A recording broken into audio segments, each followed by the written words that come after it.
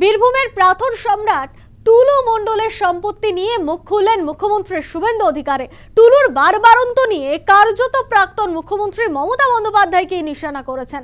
সেই সঙ্গে রমরমার পেছনে বাকি জড়িতদের খুঁজে বার করার কড়া শাস্তির হুঁশিয়ারি দিয়েছেন বর্তমান মুখ্যমন্ত্রী।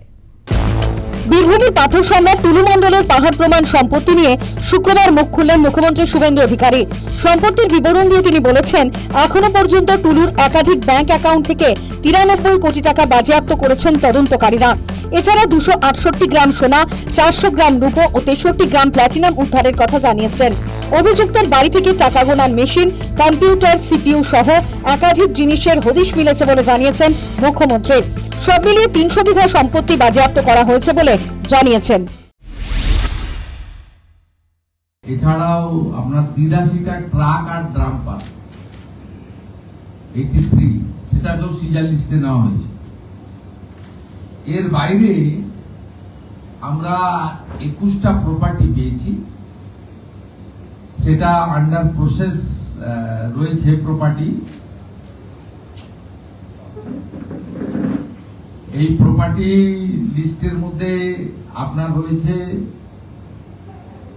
7টা বাড়ি, একটা ফার্ম হাউস, 2টো পেট্রোল পাম্প, একটা ব্রিক কিল, একটা পার্কিং, 3টে স্টোন মাইন, 2টো ক্রাসার এবং আদার্স সব মিলিয়ে মোট 21টা প্রপার্টি। এই জায়গার পরিমাণ হচ্ছে 300 বিঘা। পাথর সম্রাটের সম্পত্তির খতিয়ান দেওয়ার পাশাপাশি নিশানা করেছেন প্রাক্তন মুখ্যমন্ত্রী মমতা বন্দ্যোপাধ্যায়কে। শুভেন্দুর মতে, কারি সম্পত্তি একদিনে সম্ভব নয়, এর পিছনে প্রাক্তন মুখ্যমন্ত্রীর নেপথ্য যোগ ছিল বলে অভিযোগ তার। প্রাক্তন মুখ্যমন্ত্রী মমতা বন্দ্যোপাধ্যায়ের সাপোর্ট ছাড়া এটা হতে পারে। এত বড় র্যাকেট, এত দিন ধরে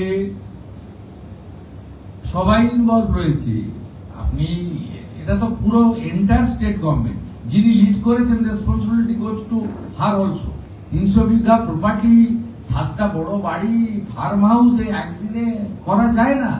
ইটস অনেক দিনের এটা। সরকারের কর ফাঁকি দিয়ে এই বিপুল সম্পত্তি করেছে টুলু মণ্ডলরা। জমানা পাল্টানোর পর 1 মাসেই সরকারের রাজস্ব আদায় অনেক বেড়ে গেছে, তার হিসেবেও দিয়েছেন মুখ্যমন্ত্রী। লাস্ট গভর্নমেন্টের সময় যেখানে পাথর থেকে বছরে 60 থেকে 80 কোটি টাকা রেভিনিউ আসতো, সেখানে 11 মে থেকে 11 জুন, মানে আমি 9 মে চার্জ নিয়েছি, অফিস করেছি 11 মে 2026 ফার্স্ট অফিস।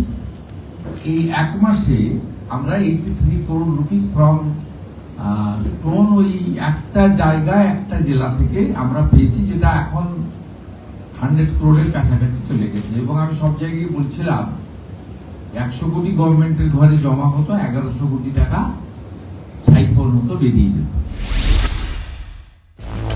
এদিকে টুলু মণ্ডলের আরেক আত্মীয় তথা পাথর ব্যবসায়ী মোরতাজার বাড়িতে অভিযান চালিয়েছে পুলিশ।